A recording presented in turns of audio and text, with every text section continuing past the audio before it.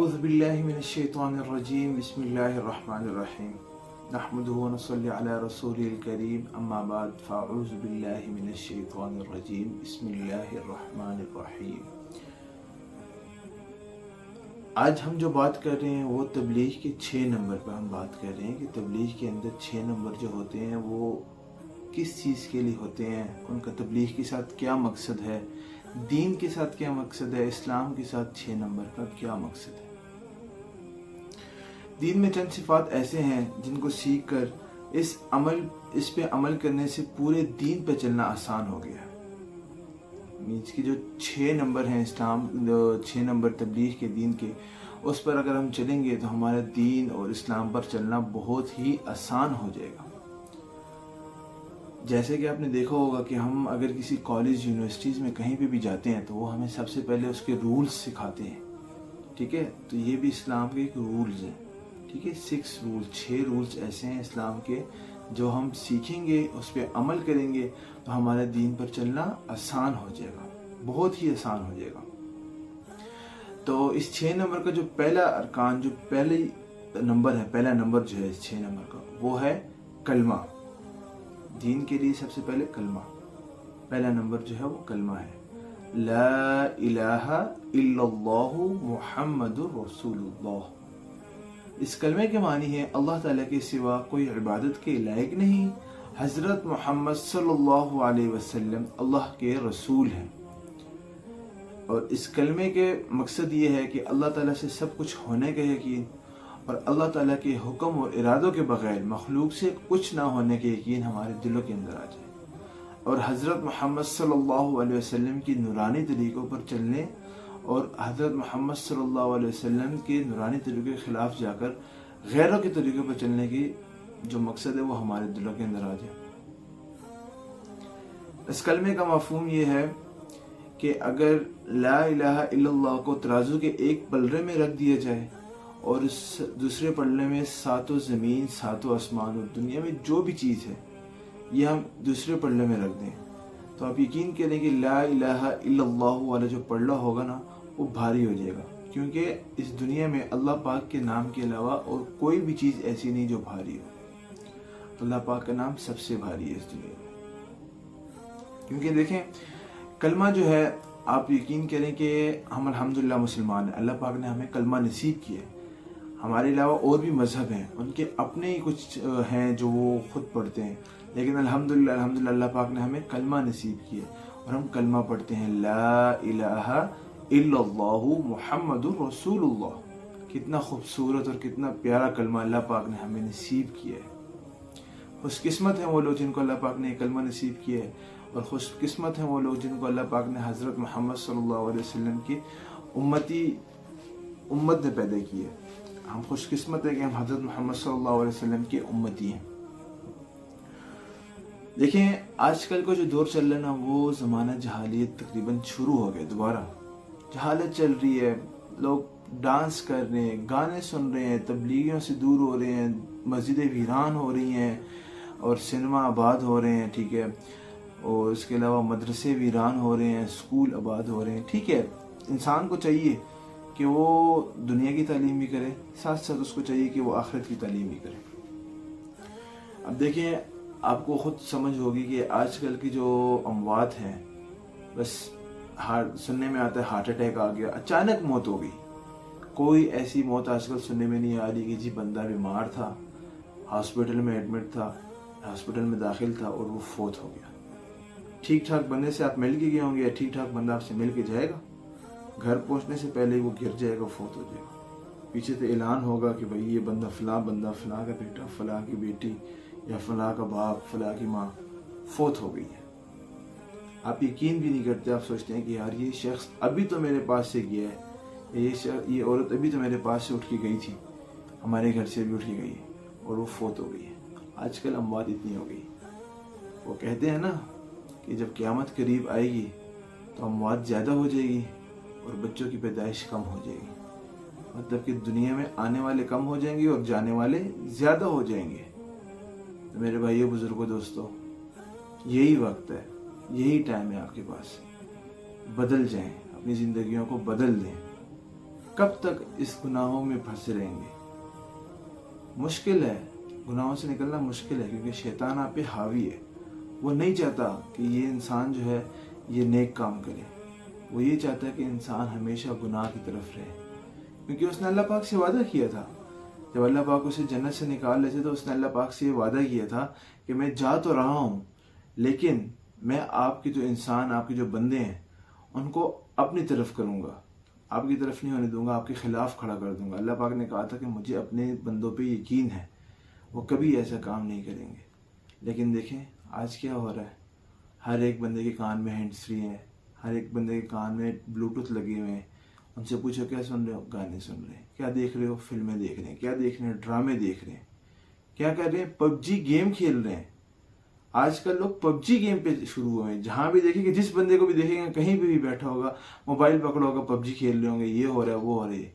अरे भाई, यही टाइम आपको अगर 24 घंटों में से तकरीबन अगर आप आधा घंटा भी दीन इस्लाम को दे दें, तो आपको मैं 100% कहता हूँ, आपको 100% कहता हूँ कि आप 2 से 3 महीने के अंदर आपके अंदर इतनी चेंजिंग आ जाएगी कि आप खुद कहेंगे कि हमारी दुनिया में तो पहले सुकून ही नहीं था, सुकून तो भी है।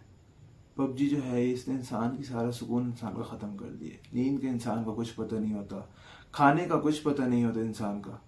तो आप खुद सोचें, जब एक इंसान को अपने खाने का वो खाना खाने की परवाह ना हो, उसको सुकून ना हो, चैन ना हो, इत्मीनान ना हो, तो वो कैसे इस दुनिया में रह सकता है? तो मेरे भाइयों, बुजुर्गों, दोस्तों, यही टाइम है आपके पास। आ जाएं, अल्लाह पाक की तरफ वापस आ जाएं। अल्लाह पाक कहते हैं आप 100 गुनाह करो, 1000 करो, सारी उम्र गुनाह करो, बस सच्चे दिल से एक दफ़ा तौबा कर लो, आपकी वो तौबा मेरे लिए काफ़ी है। फरमाते हैं कि जो शख्स जवानी में तौबा करता है और अल्लाह पाक की तरफ आ जाता है, तो मशरिक़ से मगरिब तक जो कब्रिस्तान है उसके अंदर एक शख्स अगर जवानी में तौबा करता है, तो मशरिक़ से मगरिब तक जो कब्रिस्तान है उसके अंदर जितने मुर्दा पड़े हैं, उनसे 40 दिन तक अजाब हटा दिया जाता है, ख़त्म कर दिए जाते हैं। 40 दिन तक।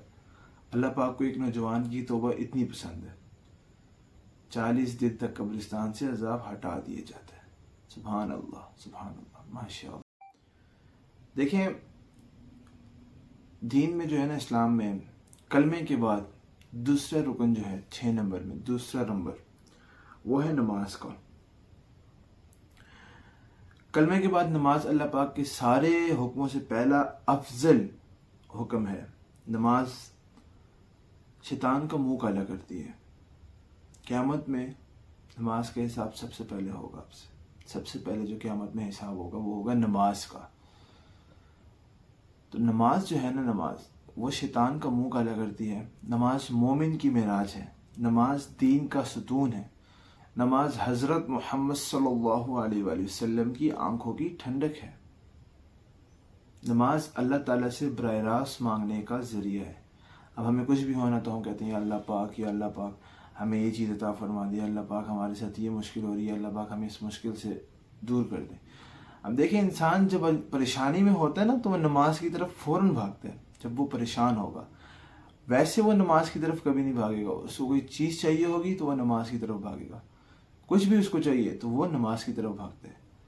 लेकिन देखें ना, ये इंसान की एक लालच है। जब इंसान लालच में आता है, उसको कोई चीज़ चाहिए होता है ना, जब एक बच्चा, उसको लालच आती है, छोटा बच्चा ठीक है, या किसी को बाहर देखता है तो वो फ़ौरन से अब घर में आ जाता है और अपने माँ बाप को कहता है कि मुझे पैसे दो, मैंने भी ये चीज़ लेनी है। किसी के पास अगर वो चीज़ देख लेता है तो उसको पता है कि मैं जाके अपने माँ बाप से मांगूंगा तो वो मुझे दे देंगे। तो ऐसे हम इंसान भी आजकल बच्चे ही बने हुए हैं। हम बड़े बड़े लोग जो है ना आजकल बच्चे ही बने हुए हैं, बच्चों जैसा बर्ताव कर रहे हैं। हम दीन को कुछ समझते ही नहीं है, इस्लाम को कुछ समझते ही नहीं है। हम ये समझते हैं कि दुनिया जो है, सारी उम्र हमने दुनिया में ही रहना है और इसी में वो जो है बस वही चलना है। हालांकि ये दुनिया जो है ये टेम्प्रेरी दुनिया है, मुख्तसर सी दुनिया है। अल्लाह पाक ने हमें इस दुनिया में चंद वक्त, कुछ वक्त के लिए भेजा, चंद लम्हे के लिए भेजा हुआ है। अल्लाह पाक अपने बंदों को आजमा रहा है, दुनिया में भेज के आजमा रहा है। अल्लाह पाक देख रहे कि मेरे बंदे कैसे हैं, मेरे दीन को चला भी रहे हैं कि नहीं, मेरे इस तबलीग वाले काम को आगे और अपने मुसलमान भाइयों तक पहुंचा भी रहे हैं कि नहीं, आगे और इंसानों तक पहुंचा भी रहे हैं कि नहीं। हालांकि अल्लाह पाक के लिए कोई चीज़ मुश्किल नहीं है। अल्लाह पाक चाहता तो हम मुसलमानों को डायरेक्ट उठा के जन्नत में रख देता, लेकिन अल्लाह पाक ने ऐसा नहीं किया। अल्लाह पाक देखना चाह रहे हैं कि हमारे जो मुसलमान मेरे बंदे हैं, बाकी जो बंदे हैं, वो दुनिया में जाकर क्या काम करते हैं, उनको आजमा रहे हैं। आपने अक्सर देखा होगा ना, हम कहीं पे नौकरी के लिए जाते हैं, जॉब के लिए जाते हैं, इंटरव्यू देते हैं, तो वो हमें आजमाते हैं। फर्स्ट वो हमें देखते हैं कि हम काम सही कर भी रहे हैं कि नहीं कर रहे। अगर हम काम सही नहीं कर रहे तो वो हमें कह देते हैं कि नो सॉरी, हम आपको नहीं रख सकते, सीधा बोल देते हैं वो आपको। लेकिन अल्लाह पाक ऐसे नहीं है। अल्लाह पाक आपको सारी ज़िंदगी आजमाता है, सारी ज़िंदगी। अल्लाह पाक कहता है आप सारी ज़िंदगी बुरे काम करो, गलत काम करो, लेकिन आखिर में आके अगर आप मुझसे तौबा करते हो सच्चे दिल से, सब कुछ छोड़ देते हो, मेरी तरफ आ जाते हो, अपना ईमान ताज़ा करते हो, तो मैं आपके सारे गुनाहों को माफ़ फरमा देता हूँ। अल्लाह पाक ये फरमाते हैं। आप खुद सोचें कि हमारे दीन में कोई रुकावटें नहीं है, हमारे मज़हब में कोई रुकावटें नहीं है, कोई पाबंदियाँ नहीं है। यहाँ तक कि अल्लाह पाक आपको ये भी कहते हैं कि अगर आपको कोई पसंद है तो उससे आप निकाह कर सकते हैं। ये नहीं कहा अल्लाह पाक ने कि घर वाले नहीं मानेंगे। अल्लाह पाक ने कहा अगर आपको कोई पसंद है तो पहले बात कि आप अपने घर वालों से बात करें, ना माने तो आप निकाह कर सकते हैं। अल्लाह पाक की तरफ से इतनी इजाज़त है। आप खुद देखें, अल्लाह पाक हमें इतनी इजाज़त दे रहे हैं। तो मेरे भाइयों बुजुर्गों दोस्तों, कुरान पाक में है कि जो शख्स 5 वक्त की नमाज पाबंदी के साथ पढ़ता है तो आखिरत में क़यामत वाले दिन वो पुल सिरात से बिजली की कड़क की तरह गुजर जाएगा। और अब आप पूछेंगे पुल सिरात क्या होता है? पुल सिरात वो पुल है, आजकल आपने देखा होगा ना, ये इस्लामाबाद में हाईवे पे पुल तैयार हो रहे हैं जिसमें गाड़ियाँ चल रही हैं। ये वो पुल नहीं है जो आसानी से आप चढ़ जाएंगे। ये वो पैदल चलने वाला पुल नहीं है जिस पे आप आसानी से पैदल चल जाएंगे। पुल सिरात ऐसा पुल है कि आप सुनेंगे तो आपके होश उड़ जाएंगे। पुल सिरात जो है ना, वो हमारे सर के बाल से भी पतला पुल है और शीशे की धार से, ब्लेड की धार से भी तेज है। ऐसा पुल है, उसको पुल सिरात कहते हैं। कहते हैं ना कि जो शख्स 5 वक्त की नमाज बाजमात पाबंदी के साथ पढ़ेगा तो क़यामत वाले दिन वो पुल सिरात से ऐसे गुजरेगा जैसे बिजली की कड़क। बिजली की कड़क आपने देखी होगी ना, आसमान में जब मौसम ख़राब हो रहा होता है, बारिश वगैरह हो रही होती है तो बिजली कड़कती है, एकदम से कड़क के एकदम गायब हो जाती है। तो ऐसे बिजली की कड़क से वो इंसान गुजरेगा, वो शख्स गुजरेगा जिसने पाबंदी के साथ 5 वक्त की नमाज पढ़ी होगी। और जिस शख्स ने 5 वक्त की नमाज पाबंदी के साथ नहीं पढ़ी होगी तो आप हिसाब लगा लीजिए, आज इस दुनिया में हम ब्लेड के ऊपर पाँव भी नहीं रख सकते, और वो तो ब्लेड से भी ज़्यादा तेज़ होगा और हमारे सर के बाल से भी पतला होगा। तो आप खुद उस चीज़ से अंदाज़ा लगा लें कि क्या हालत होगी उस टाइम फिर हमारी। तो मेरे भाइयों बुजुर्गों दोस्तों, अल्लाह पाक हमें 5 वक्त की नमाज पाबंदी के साथ बाजमात अदा करने की तौफीक अता फरमाए। आमीन सुम्मा आमीन। नमाज का पहला रुकन, दीन का 6 नंबर का पहला रुकन जो था, पहला नंबर वो था कलमा। दूसरा रुकन नमाज। तीसरा रुकन जो है वो है इल्म ज़िक्र। हर मुसलमान बहन भाई मर्द औरत पर ये इतना इल्म करना फ़र्ज़ है कि वो पाकी नापाकी, जायज़ नाजायज़ की पहचान कर सके। मतलब कि हर मुसलमान पर इतना इल्म फ़र्ज़ है कि वो पाकी नापाकी और जायज़ नाजायज़ की पहचान कर सके कि क्या चीज़ पाक है और क्या चीज़ नापाक है, और क्या चीज़ जायज़ है और क्या चीज़ नाजायज़ है। इतना इल्म करना फ़र्ज़ है। आजकल के लोग जो हैं वो दीन और इस्लाम का इल्म छोड़ के दुनिया की तालीम के पीछे पड़े हुए हैं कि अच्छी तालीम करो तो अच्छी नौकरी मिलेगी। आजकल आपने देखा होगा कि अक्सर लोग डिग्रियां लेके जा रहे थे, घर एक्सीडेंट होता है और फौत हो जाते हैं। तो क्या किया उन्होंने? सारी ज़िंदगी तो उन्होंने दुनिया की तालीम, पैसों के लिए तालीम हासिल की और इस्लाम और आखिरत के लिए उन्होंने कुछ भी नहीं किया, खाली हाथ चले गए। तो ऐसी तालीम का क्या फ़ायदा हुआ? ठीक है, आप तालीम करें, आप दुनिया की तालीम भी करें, साथ साथ आखिरत की तालीम भी करें। आप जहाँ पे 6-6, 7-7, 8-8 घंटे स्कूल, कॉलेज, यूनिवर्सिटीज़ में दे रहे हैं तालीम के लिए, दुनिया की तालीम के लिए, उसमें से आप 2 से 3 घंटे निकाल लें। 2 से 3 घंटे आप इस्लाम की, दीन की तालीम करें, आखिरत के लिए अपनी तैयारी करें, आखिरत की मंजिलें आसान करें अपनी। सारी उम्र तो आप दुनिया की तालीम नहीं करेंगे ना, या सारी उम्र आखिर तक आपके साथ दुनिया की तालीम तो नहीं जाएगी। क्यों कि आपके साथ दुनिया की तालीम सारी आखिरत तक जाएगी। दुनिया की तालीम आपसे आपके साथ दुनिया तक है, आखिरत की तालीम आपके साथ दुनिया तक भी है और आखिरत तक भी है और कब्र तक है। कब्र में भी आपके साथ आखिरत की जो तालीम है वो आपके साथ जाएगी और आपके काम आएगी। पाकिस्तान में अगर आप दुनियाई तालीम हासिल करते हैं या किसी भी मुल्क में, पूरी दुनिया में कहीं भी दुनिया की तालीम हासिल करते हैं, तो वो एक महदूद मुद्दत के लिए होती है। आपको जॉब मिली, आपने जॉब की, आपने कोई भी काम किया, ठीक है, टीचिंग की, लेक्चरर बने, कुछ भी किया आपने, बच्चों को पढ़ाया, ठीक है, लेकिन क्या हुआ, बीमार हुए, अचानक हार्ट अटैक आया, फोत हो गए, सब कुछ ख़त्म, आमदनी ख़त्म हो गई आपकी, ठीक है, कब्र में आपको उतारा गया, आपसे सब कुछ सवाल जवाब शुरू हुए। आपके पास दुनिया की तालीम थी, दीन की तालीम तो आपके पास थी ही नहीं।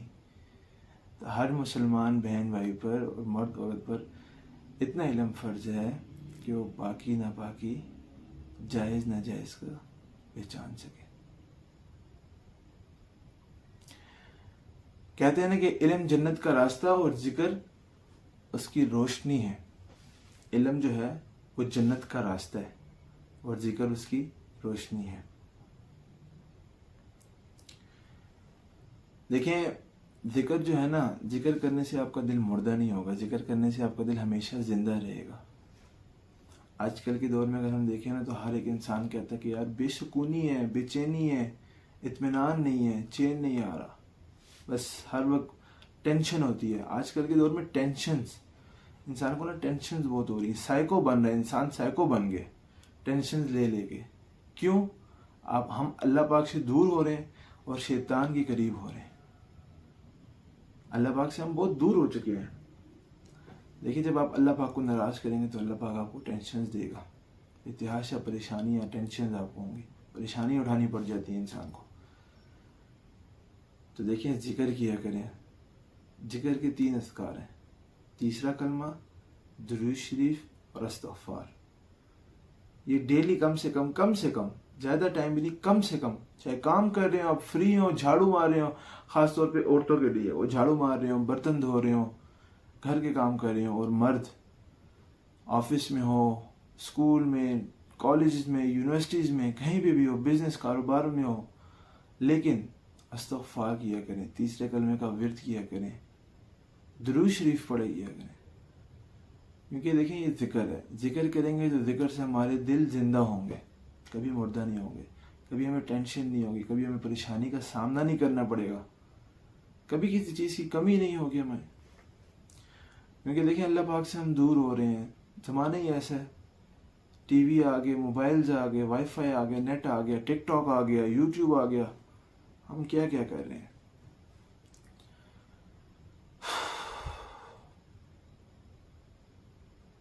हर मुसलमान बहन भाई, मर्द औरत पर इतना इल्म और जिक्र फ़र्ज है कि वो पाकी नापाकी, जायज़ नाजायज़ की पहचान कर सके। इल्म जन्नत की रोशनी है, इल्म जन्नत का रास्ता है, सॉरी, और जिक्र उसकी रोशनी है। तो मेरे भाइयों, बुजुर्गों, दोस्तों, हम दुनिया की तालीम हासिल करें, हमें चाहिए कि हम उसके साथ साथ आखिरत की तालीम, दीन की तालीम भी हासिल करें। तबलीग में ये सिखाया जाता है। देखिए, अभी जब हम बातें कर रहे हैं, ठीक है, हमारा इसका जो मकसद है, हमारा दीन पे चलना है, तबलीगियों के साथ चलना है। अल्लाह पाक का ये दीन हमने पूरी दुनिया में फैलाना है, पूरी दुनिया में, मुल्क में नहीं, किसी शहर में नहीं, किसी गांव में, किसी कस्बे में नहीं, किसी मोहल्ले में नहीं, पूरी दुनिया में फैलाना है। पूरी दुनिया मतलब कि पूरी दुनिया में, दुनिया गोल है लेकिन पूरी दुनिया में हमने ये फैलाना है। देखें, तबलीग के जो 6 नंबर हैं, उसका पहला जो नंबर था वो था कलमा, दूसरा नंबर नमाज थी, तीसरा नंबर जो था वो इल्म और जिक्र था। अब हम जो पढ़ रहे हैं, चौथा नंबर, वो है इकराम मुस्लिम। हमें चाहिए कि हम हर बंदे के साथ इखलाक के साथ पेश आए। ठीक है, आजकल अगर आप किसी के साथ मिलते हैं ना, जो अननोन पर्सन हो, जो आपको जानता भी ना हो, अनजान हो, आप उससे इखलाक के साथ मिलेंगे ना, अस्सलाम वालेकुम, क्या हाल है आपका भाई, ठीक है, तबीयत ठीक है, इखलाक के साथ, दिल से इखलाक हो, तो आप यकीन करें वो अनजान बंदा ना जो है ना, उसके दिल में आपके लिए मोहब्बत पैदा हो जाती है। अनजान बंदे के लिए अल्लाह पाक ने इतनी सलाहियत रखी है हर इंसान। और अगर आप उससे मिले और मशकूक की तरह मिले, हाँ भाई किधर से आ रहे हो, किधर जा रहे हो, क्यों जा रहे हो, तो उसके दिल में आपकी नफ़रत पैदा होती है और इंसान उस दूसरे इंसान के बारे में बुरा सोचने लग जाता है। जब भी नज़र आते तो बुरी वो रखता है। तो देखें, इकराम मुस्लिम जो है ना, तबलीग का चौथा नंबर है। हमें चाहिए कि हम छोटों पर शफकत करें, क्योंकि छोटे जो है ना वो गुनाहों से पाक होते हैं, छोटे होते हैं। बड़ों की इज्जत करें, क्योंकि बड़ों के पास हमसे ज़्यादा नेकी है, ठीक है। और उलमाए दीन की कदर करें, क्योंकि उलमाए दीन जो है ना वो दीन के वारिस हैं। उलमा जो है, उलमा वो दीन के वारिस हैं। तो हमें चाहिए कि हम छोटों पर शफकत करें, बड़ों की इज्जत करें और उलमाए दीन की कदर करें।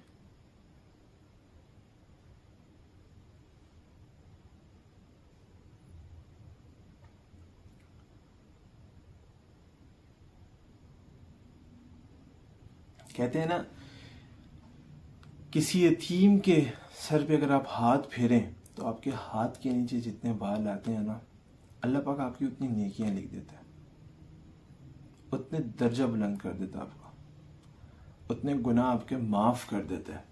अगर आप किसी यतीम के सर के ऊपर हाथ फेरते हैं तो उसके सर के ऊपर जितने भी बाल हैं और आपके हाथ के नीचे जितने ही बाल आ गए, अल्लाह पाक ने आपकी उतनी नेकियां लिख दी, उतने दर्जात बुलंद फरमा दिए और उतने ही गुनाह से पाक कर दिया आपके।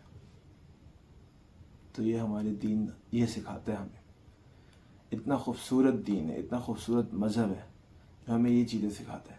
बाकी और भी मज़हब है, कोई भी मज़हब आपको ये नहीं सिखाएगा कि आप ऐसा करें, आप ऐसा करें, आप ऐसा करें। आप नमाज पढ़ें, आप कलमा पढ़ें, आप ज़िक्र करें, आप इल्म हासिल करें, आप उलमाए दीन की कदर करें, आप इकराम करें। कोई भी मज़हब आपको ये नहीं सिखाएगा। कहते हैं ना कि आपका अगर हमसाया कोई भी बीमार हो, आप बीमारों की इयादत करें, उनके पास जाएं। अच्छा होगा कि आप उनके लिए एक दो फल ले जाएं। उनको खुशी होती है कि हमारा हमसाया हमारे लिए इतना आया है। आप जाएं, उनकी इयादत करें।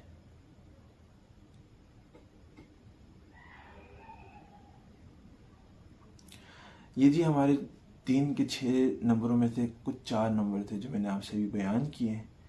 आगे मज़ीद जो मैं आपसे बयान करने वाला हूँ वो है 5वां नंबर, सही नीयत, इखलासी नीयत। इखलासी नीयत, सही नीयत, मतलब हम कोई भी काम करें तो हमारे उसमें सही नीयत रहे, बुग़्ज़ ना हो, कीना ना हो। इखलासी नीयत, इखलास के साथ काम करें। कुछ भी काम करते हैं हम इखलास के साथ करेंगे। देखिए, कहते हैं ना कि अगर आप किसी काम में इखलासी नीयत होगी, इखलास होगा, नीयत अच्छी होगी, नीयत साफ़ होगी आपकी, तो उस काम में बरकत होती है। आजकल लोग क्या कर रहे होते हैं, किसी गरीब को पैसे भी देंगे तो ये तस्वीर ले ली हमने, ये पिक्चर ले ली, ये वीडियो लेके सीधा अपलोड कर दी। ये देखें जी, इस फलां बंदे ने 5,000 रुपये दे दिया, ये इतना राशन दे दिया, सैलाब ज़दगान वालों की मदद कर दिया आपने, वीडियो बनाई जी, करोड़ों रुपए लगा दिया, ट्रस्ट बना दिया, करोड़ों रुपए लगा रहे हैं ट्रस्ट पे, करोड़ों रुपए का खाना आ रहा है। लेकिन क्या है, आप चाहे करोड़ों लगाएं, अरबों लगाएं, लाखों लगाएं, लेकिन जब आपकी उसकी नीयत और इखलास ही इसमें नहीं होगा, आपका सही नीयत ही नहीं होगी, तो क्या फ़ायदा होगा। पकड़ होगी आपकी। वो तो आप दिखलावे के लिए कर रहे हैं ना, सही नीयत, इखलासी नीयत के लिए तो नहीं कर रहे, वो दिखलावे के लिए आप कर रहे हैं। अगर आप 10 रुपये भी किसी को देते हैं ना इखलासी नीयत के साथ, आपकी नीयत साफ़ हो, ठीक है, ये छुप के आराम से दे दिए, कोई तस्वीर नहीं दी, कोई पिक्चर, कोई वीडियो, कुछ भी नहीं किया, आप यकीन करें वो 10 रुपये आपके लिए आखिरत में गवाही देंगे कि वाकई इस बंदे ने इखलासी नीयत के साथ काम किया था। कहते हैं ना, अगर आप अल्लाह ताला के रास्ते में एक खजूर की गुठली भी दे दें तो आपको उसके ओहद के पहाड़ जितना सवाब मिलेगा। ओहद का पहाड़, अगर एक खजूर भी आप अल्लाह पाक के रास्ते में दे देते हैं, ओहद का पहाड़ कितना बड़ा है, उस जितना सवाब आपको मिलता है। और अगर आप लाखों अरबों करोड़ों रुपए खर्च कर लें और उसमें आपकी इखलासी नीयत ना हो, दिखलावा हो, बुग़्ज़ हो, कीना हो, बाद में आप कहेंगे काश ना देता, काश, या किसी को दिखाने के लिए आप ऐसा कर दें। आजकल के दौर में आप देखेंगे ना कि हर एक इंसान एक दूसरे से ऊपर आगे जा रहा है। कोई भी नहीं चाहता कि यार ये बंदा मेरे पे पहुंचे, मेरे जितना हो जाए, कोई भी नहीं चाहेगा। आजकल आपके ख़ानदानों में ऐसा हो रहा है। आप अपने ख़ानदान में अगर ख़ुद देखें ना, नज़र फिरा के देखें, तो आपको महसूस होगा कि हाँ बिल्कुल मैं जो बात कर रहा हूँ तो वो बिल्कुल सही कर रहा हूँ। कोई आपका अपना रिश्तेदार नहीं चाहेगा कि आप उस तक पहुँचें, कोई रिश्तेदार आपका नहीं चाहेगा। हर एक बंदा आपकी टांगे काट रहा होगा कि भाई ये बंदा जितना नाकाम हो उतना वो इंसान खुश होता है। आपको कामयाब देख नहीं सकता, कामयाब देखेगा तो जलेगा आपसे। जादू टोटे सारी चीज़ें कर रहे होते हैं फिर वो। अपने ही ख़ानदान वाले, अपने ख़ानदान वाले अपने रिश्तेदार करते हैं, तो दूसरों से बंदा क्या तवक्को रखे।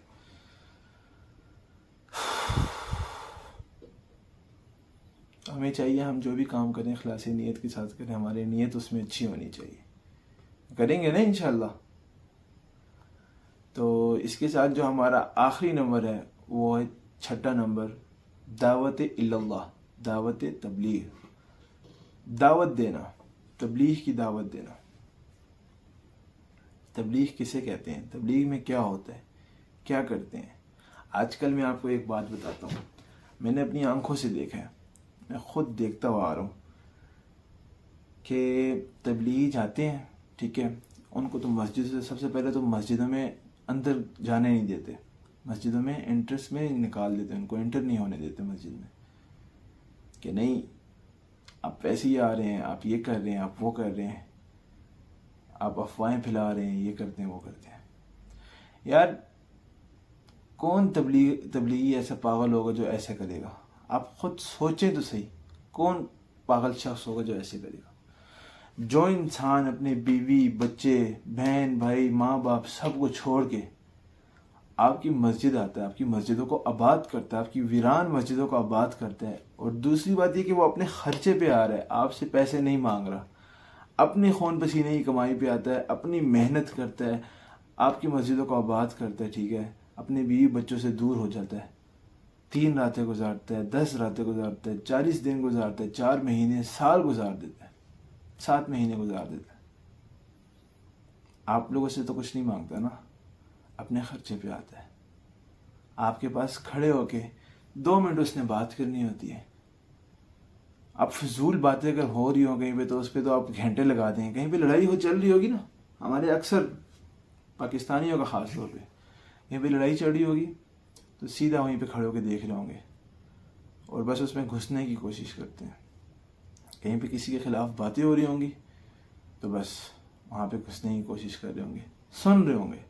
फजूल काम के लिए ना सबसे आगे हैं, लेकिन अगर उनकी नेक इस्लाह की बातें की जाए तो बातें सुनाने लग जाते हैं, दफ़ा हो जाएं, तबलीगियों को दफ़ा हो जाएं, आइंदा के बाद यहाँ पे नहीं आना।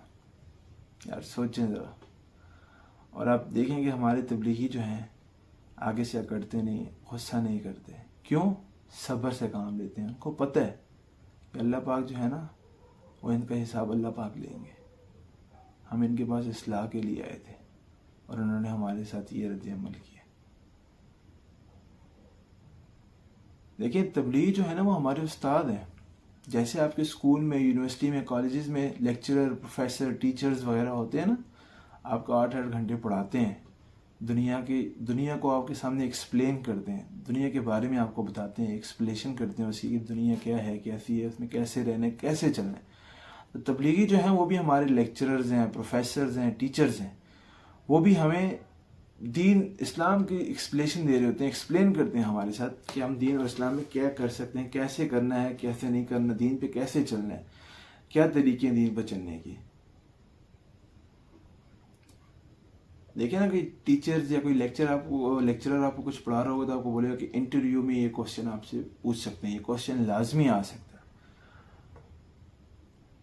तो जो तबलीगी होते हैं वो 5 वक्त की नमाज के बारे में आपको बताते हैं। जाहिर सी बात है क़यामत में और कब्र में सबसे पहले जो सवाल होगा नमाज के बारे में होगा। हाँ भाई, कितनी नमाजें पढ़ी, कैसे पढ़ी, क्या किया, क्या खोया, क्या पाया। तो देखें तबलीग का काम जो है ना ये कोई बुरा काम नहीं है जो आप लोग कहते हैं कि यार तबलीगी आ गए हैं, बुरा काम करें, ये करें वो करें। वो आप लोगों के लिए आते हैं, उनको पता है कि हम और आप हज़रत मोहम्मद सल्लल्लाहु अलैहि वसल्लम की उम्मती हैं, उनकी उम्मत से हैं। आप खुद सोचें कि हमारा तबलीग जो है, हमारा दीन इस्लाम जो है, वो कितना खूबसूरत मज़हब है। बाकी मज़हब आपने देखे होंगे, उनकी रस्म व रवाज देखे होंगे आपने। हिंदुओं को देख लें, उनके यहाँ कोई मरता है तो क्या किया जाता है? लकड़ियों के ऊपर रखा गया, घूमे, मटका तोड़ा, पता नहीं कौन सा पानी होता है वो फेंक देते हैं उसके ऊपर कि पता नहीं तेज़ाब होता है, पेट्रोल क्या चीज़ होती है, हमें तो वल्लाह आलम कुछ पता नहीं, और उसको आग लगा के जला दिया। खुद सोच लें आप, आग लगा के जला दिया, राख कर दिया, हड्डियाँ पानी में बहा दी। हमारा मज़हब जो है वो हमें कतन इस काम की इजाज़त नहीं देता।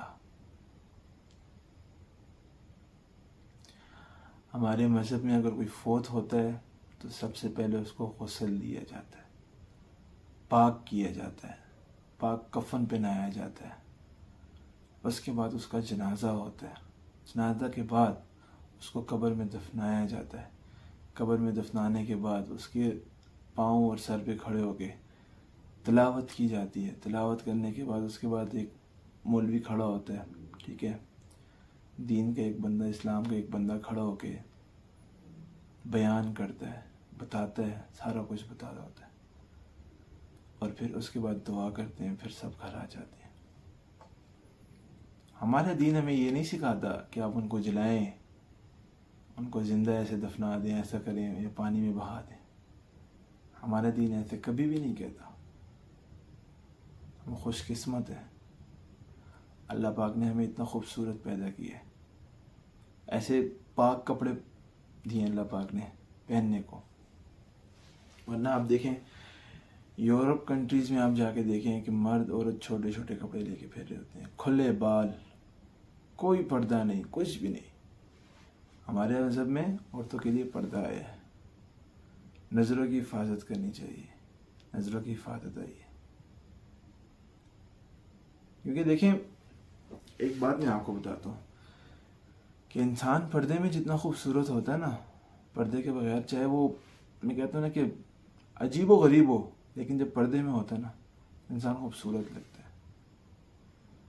पर्दे के अंदर इंसान खूबसूरत है, पर्दे के भी बाहर जो है ना, इंसान कुछ भी नहीं है, कुछ वैल्यू भी नहीं है इंसान की। देखिए, मैं आपको एक मिसाल देता हूँ। आप एक नया मोबाइल लेते हैं ना, नया मोबाइल, तो उसकी आप कितनी केयर करते हैं, प्रोटेक्टर लगाते हैं, पीछे अब तो बैक शीट आ गई है, बैक शीट लगाते हैं, फिर उसके बाद कवर लगाते हैं, फुल उसको कवर देते हैं, प्रोटोकॉल देते हैं कि हमारा मोबाइल ख़राब ना हो जाए। कितने का लिए जी? 1 लाख का, 2 लाख का, 4 लाख का, 70,000 का, किसी ने 25,000 का भी लिया, लेकिन प्रोटोकॉल सेम दे रहे होते हैं। तो यही बात जो है ना, मैं अपनी बहनों से करना चाह रहा हूँ कि अगर आप अपने मोबाइल को इतना प्रोटोकॉल देते हैं कि वो ख़राब ना हो जाए, तो आप खुद सोचें, अगर आप खुद पर्दे में रहेंगी तो आपको कोई कुछ नहीं कह सकता, आप कभी ख़राब नहीं हो सकती। पर्दे में रहें, पर्दे के दायरे में रहें। देखें, आपको जो इज़्ज़त, जो शोहरत, जो रिस्पेक्ट मिलेगी, आपकी सोच से भी ज़्यादा होगी। समझ गए आप लोग? देखिए, मैं खुद आपसे अपनी ज़िंदगी के बारे में बताता हूँ कि मैं पहले कैसा था, अब कैसा हूँ। कोई नमाज नहीं पढ़ता था, मैं कहता था यार छोड़ो, आखिरत में जाके नमाज आखिर में पढ़ेंगे, पढ़ लेंगे नमाज। घर वाले कहते थे नमाज पढ़ो, हम घर से निकलते थे नमाज के लिए, आगे पीछे घूमने लग जाते थे। कोई मस्जिद में नमाज हो रही होती थी और हम मस्जिद के बाहर खड़े होते थे, सब देख रहे होते थे कि यार देखो फलां का बेटा है, फलां का वो है, नमाज पढ़ने के लिए भेजा गया, नमाज नहीं पढ़ रहा। मैं अपनी बात कर रहा हूँ आपको, अपनी ज़िंदगी के बारे में। हिफ़्ज़ किया अल्हम्दुलिल्लाह। हमारा जो हिफ़्ज़ के उस्ताद हैं कारी अब्दुर्रहीम साहब, अल्लाह पाक उनको हमेशा खुश रखें और अल्लाह पाक उनको शिफ़ाए कामिला अजर मुस्तमिर अता फरमाए। अल्लाह पाक उनका सहारा उनके बच्चों पे हमेशा कायम रखे। उन्होंने हमारे साथ इतनी मेहनत की, उन्होंने हमें मारा, मार मार कर हमें उन्होंने हाफिज़ बनाया। और अल्हम्दुलिल्लाह अल्हम्दुलिल्लाह अल्लाह पाक का शुक्र अदा करते हैं कि आज अगर वो मार हमने ना खाई होती कल, तो आज हम यहाँ पे ना बैठे होते, आज हम ये वीडियो ना रिकॉर्ड कर रहे होते, आपके साथ दीन की बातें ना शेयर कर रहे होते, अपने मज़हब की बातें ना शेयर कर रहे। अल्हम्दुलिल्लाह उन्होंने मुझे हाफिज़ बनाया, मेरे छोटे भाई को भी हाफिज़ बनाया। अल्हम्दुलिल्लाह बहुत अच्छा टाइम गुजरा हमारा उनके साथ, बहुत ही ज़्यादा अच्छा। आज भी वो उस मदरसे में पढ़ा रहे हैं जहाँ पे हम पढ़े थे। आज भी हम जाके देखते हैं कि कभी हम इस मदरसे में पढ़ा करते थे और कभी हमने भी मार खाई है और आज हम इस मकाम पे पहुँचे हैं। तो मैं आपको अपनी ज़िंदगी के बारे में बता रहा था कि इतनी कोई जहालत की ज़िंदगी गुजार रहा था मैं, इतनी ही कोई जहालत की ज़िंदगी कि ना दीन के बारे में कुछ पता, ठीक है, 6 रोज़े लगाए, उसके बावजूद नहीं बदला। यहाँ तक कि 40 दिन भी लगा लिए, नहीं बदला।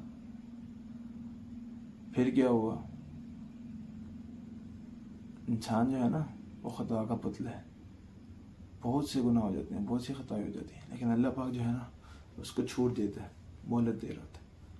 अल्लाह पाक जो है ना हम सबको छूट दे रहा है। आप लोग क्या समझ रहे हैं कि हम लोग डांस कर रहे हैं, पार्टियों में जा रहे हैं, छोटे कपड़े पहन रहे हैं, खुले बाल फिर रहे हैं, नज़रों की हिफाजत नहीं कर रहे, बगैर पर्दे के फिर रहे हैं, तो अल्लाह पाक हमें कुछ नहीं कह रहे, अल्लाह पाक हमें देखना नहीं है।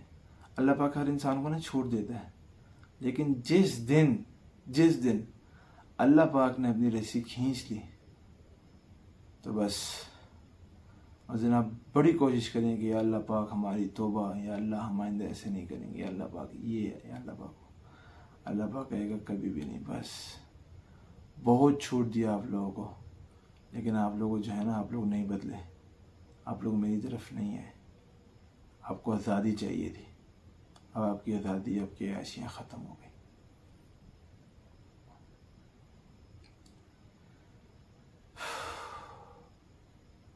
ऐसे ही कुछ मेरे साथ हुआ। अचानक से दिल में ख्वाहिश उठी, दिल में एक कहते हैं ना कि एक बात आई कि अल्लाह ना करे, खुदा ना खास्ता आज कुछ भी हो जाए, एक्सीडेंट हो जाते हैं, कुछ भी हो जाए, मैं फोत हो जाता हूँ, ठीक है, तो हमारी ज़िंदगी का क्या मकसद रहेगा? हम अल्लाह पाक के सामने जाके क्या अल्लाह पाक को जवाब देंगे? हम तो शर्मिंदा खड़े रहेंगे। अल्लाह पाक हमसे पूछेगा मैंने आपको दुनिया में भेजा, आपने क्या किया, क्या लेके आए अपने साथ, क्या खोया, क्या पाया? हमारे पास कोई जवाब नहीं होगा। मैंने सारी चीज़ें, सारी अपनी जो पीछे पास था ना, जो ज़िंदगी थी, उसको अपने सामने रखा। जब मैंने उसमें देखा तो मुझे उसमें अपनी नेकियां नज़र ही नहीं आ रही थी। इतने गुनाह किए मैंने, इतनी ख़राब तरीके से ज़िंदगी गुजारी, माँ बाप का नाफरमानी करना, हर किसी के साथ बाहर लड़ना झगड़ना, हर वक्त लड़ाई करना, क्या करना, किसी को, हर बंदे को परेशान रखना। आज पता लग रहा है कि वो जो ज़िंदगी गुजारी है कैसी ज़िंदगी थी, और ये जो गुजार रहे हैं ये कैसी है।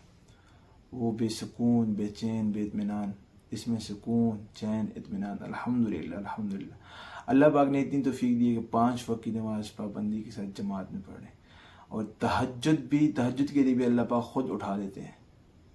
कहते हैं ना कि आप किसी चीज़ का इरादा करो, तो अल्लाह पाक आपको वो इरादा जो है ना उसी टाइम पूरा करने की वो देता है, आपको सलाहियत देता है। कहते हैं ना कि आप जब रात को सोते वक्त तहज्जुद का इरादा कर लें तो आपको अल्लाह पाक आपको ठीक तहज्जुद के टाइम उठा देता है, आपकी आँख खोल लेते हैं, चाहे आपको 1 घंटा पहले सो गया।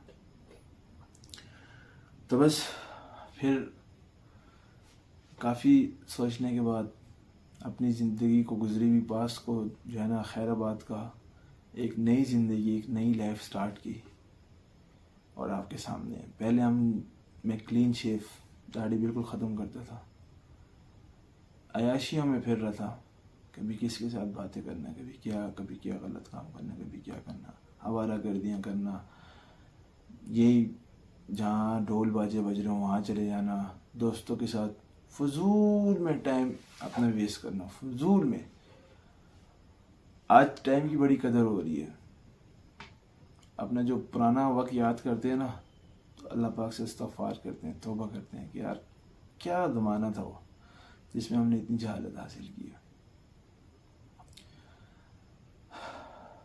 अल्लाह पाक से सच्चे दिल से तौबा किए, अल्लाह पाक हमारे इस तौबा को कबूल फरमाए, हमने जो पीछे गुनाह किए हैं, अल्लाह पाक हमें उससे निजात अता फरमाए, हमारे उस गुनाहों को नेकियों में बदल दें। अल्लाह पाक फरमाते हैं ना कुरान पाक में कि ये दुनिया जो है ये टेम्परेरी दुनिया है। वमल हयातुद दुनिया इल्ला मताउल गुरूर, ये दुनिया जो है ये धोखे का सामान है। हम परेशान बैठे हैं। देखिए परेशानियां जो है ना, मसले जो हैं वो आपकी ज़िंदगी में आएंगी और चली जाएंगी, आपको पता भी नहीं चलेगा, क्योंकि आपको अल्लाह पाक पे यकीन होना चाहिए। वमल हयातुद दुनिया इल्ला मताउल गुरूर, इल्ला मताउल गुरूर। तो बस मेरे भाइयों बुजुर्गों दोस्तों, ये कुछ बातें थी जो हमने आपसे भी बयान की हैं। इंशाल्लाह एक ऐसी वीडियो भी बनाएंगे जिसमें अपनी ज़िंदगी के बारे में आपसे सारी बातें शेयर करेंगे, कैसे हमने अपनी ज़िंदगी चेंज की, क्या हुआ था क्या नहीं हुआ, सारी बातें इंशाल्लाह शेयर करेंगे। अभी फ़िलहाल हमारी बात दावत तबलीग पे हो रही थी कि देखें दावत तबलीग का काम ऐसे है, तबलीग का काम कि इसको पहले सीखना पड़ता है फिर आगे पहुंचाना पड़ता है। तो देखिए तबलीग का काम करने के लिए जो है ना, हर महीने तकरीबन अगर आपके पास गुंजाइश होती है तो हर महीने से रोज़ा लगाना चाहिए। छः रोज़े पे आपके ज़्यादा से ज़्यादा अगर बंदे जाते भी हैं, 7-8 बंदे जाते हैं, 3 दिन का आपका 1000 रुपये लग जाता है। 1000 मोस्टली 1800, ज़्यादा वो तो 1500 लेकिन हर महीने बाद 6 रोज़ा मतलब 3 दिन, ठीक है। उसके लिए फिर बाद में 40 दिन, और तबलीग को सीखने के लिए 4 महीने, जिसमें पूरी तबलीग है 4 महीने लगाने हैं, और बाकी करने के लिए तो आपके पास पूरी ज़िंदगी पड़ी है। कहते हैं ना कि खैरुकुम मन तअल्लमल कुरआन व अल्लमा, तुम में से बेहतरीन शख्स वो है जो कुरान पाक को खुद सीखे और आगे सबको सिखाए। तुम में से बेहतरीन शख्स वो है जो पहले सीखे और फिर मज़ीद आगे दूसरों को सिखाए। तो देखें अल्लाह पाक जो है ना हमसे ये काम ले रहा है, अल्लाह पाक हमें आज़मा, अल्लाह पाक देख रहे कि हम कितनी मुशक्क़तें बर्दाश्त करते हैं, तबलीग कितनी मुशक्क़तें बर्दाश्त करते हैं। हमारी तश्कील हुई 40 दिन की। पहले तश्कील हमारी हुई थी तलगंग, 10 दिन हम वहाँ पे रहे। वहाँ पे आपको पता है तलगंग जो है ना वो शहर टाइप है, शहर है, तो वहाँ पे हमें इतनी मुशक्क़त नहीं हुई, हम बड़े खुश थे, बहुत ज़्यादा खुश थे। फिर जब वहाँ से तलगंग से हमारी तश्कील हुई रेवंड की, रेवंड लाहौर में बहुत बड़ा तबलीगी मरकज़ है। अभी खैर एशिया का सबसे बड़ा मरकज़ जो है वो इस्लामाबाद में बना तबलीगी मरकज़, रेवंड भी जो है ना मरकज़ तबलीगियों का। वहाँ से अक्सर जमातें निकलती हैं, मोस्टली जमातें वहीं से निकलती हैं, वहाँ से आपको रुख मिलते हैं, बड़ी बड़ी जमातें जो जाती हैं। 7 महीने के लिए बैरून जाती हैं, साल के लिए बैरून, अंदरून, और 4 महीनों के लिए 40 दिन के लिए। हमारी तश्कील हुई, फिर दूसरी तश्कील रेवंड से हमारी बनी, वो थी पशीन, हरमज़ई, बलोचिस्तान, कोयटा वाली साइड पे। हम बड़े खुश हुए कि यार ठंडा इलाका होगा, लेकिन हमारी जब तश्कील हुई तो रमज़ान चल रहा था, और ये बात है तकरीबन 2019-20 की, 18-19-20 की बात है। सख्त शदीद गर्मी, जब हम वहाँ पहुँचे, हमारे यहाँ से हम ट्रेन में जा रहे थे, शदीद किस्म की गर्मी। वहाँ से हम जब कोयटा मरकज़ पहुँचे, वहाँ से उन्होंने हमें रुख दिया पशीन हरमज़ई का, और जब हम पहुँचे पशीन हरमज़ई, ऐसी गर्मी के मत पूछे। एक टाइम के लिए तो हमें लगा कि यार हम कहाँ पे आ गए, क्यों आए हम अपने घर को छोड़ के, इतने अच्छे घर को छोड़ के, ठंडी हवाएं एशिया में बैठे बैठे छोड़ के आ गए।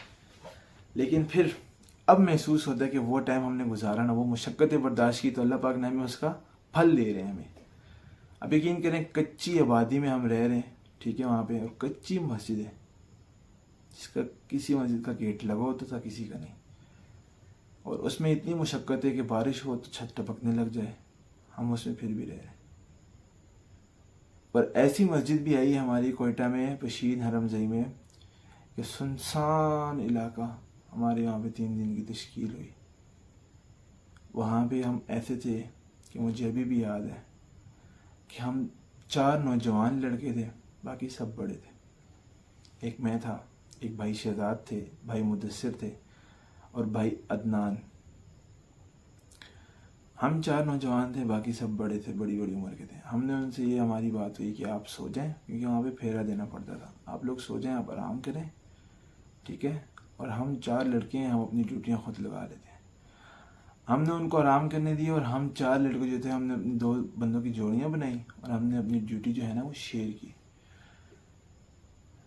वो मस्जिद एक कमरे पे बनी हुई थी, उसके अंदर बाकी वो बड़े मर्द वगैरह सो गए, हमारे जो बुज़ुर्ग थे वो सो गए। हम 4 बंदों ने जो है ना अपनी मच्छरदानियाँ खोली। 2 बंदे जो हैं वो 2 घंटे आराम करते, 2 बंदे उठ के फिर फेरा देते। फेरा भी ऐसे कि सुनसान इलाका था। उसमें हम ऐसा था कि एक बंदा मस्जिद से चक्कर लगा रहा था और एक आगे पीछे देख रहा होता था। वो वक्त याद आता है, यार कितना खूबसूरत वक्त था। ऐसे करके फिर सुबह हो गई। 3 दिन हमने वहाँ पे गुजारे। वो मुशक्क़तें हमने बर्दाश्त की। वो भारी भारी बैग हम अपने कंधों पे लेके बर्तन वाला बर्तन हम अपने कंधों पे लेके पैदल, रोज़े की हालत में, सख्त गर्मी, पसीने टपक रहे, सूरज ऐसे जैसे सर पे हो, रोज़े की हालत में 1-1 किलोमीटर, 2-2 किलोमीटर, 3-3 किलो, 4-4, 5-5 किलोमीटर सफ़र तय करके हम एक मस्जिद से दूसरी मस्जिद में मुशक्क़तें बर्दाश्त की है। तबलीग इतनी मुशक्क़तें बर्दाश्त करते हैं। मेरे भाइयों बुज़ुर्गों दोस्तों, बस कहानी मुख्तसर सी थी लेकिन बहुत बड़ी हो गई। इंशाअल्लाह अगली वीडियो में फिर हम आपसे बाकी बातें शेयर करेंगे। तो बस मेरे भाइयों बुज़ुर्गों दोस्तों, हमारी अल्लाह पाक से यही दुआ है कि अल्लाह पाक हम सबको हिदायत दे, हम सबको तबलीग पे चलने की, दीन इस्लाम पे, अपने मज़हब पे और अपने इस्लाम पे चलने की तौफ़ीक अता फ़रमाए। हमें 5 वक्त का पाबंद बना दे नमाज का, और हमारी इज़्ज़त की हिफाजत, हम अपनी इज़्ज़त की, अपनी आँखों की हिफाजत करें और छोटों पर शफ़क़त करें और अपने माँ बाप के फर्माबरदार बन जाएं। तो करेंगे ना इंशाअल्लाह। तो आप सब भी इरादा करें और मैं भी इरादा करता हूँ कि इंशाअल्लाह अल्लाह पाक हमसे भी दीन का काम मज़ीद ले, मज़ीद अल्लाह पाक हमें अपने रास्ते पर ले गए।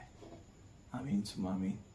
व आखिरु दावाना अल्हम्दुलिल्लाहि रब्बिल आलमीन। अस्सलामु अलैकुम व रहमतुल्लाहि व बरकातुहू।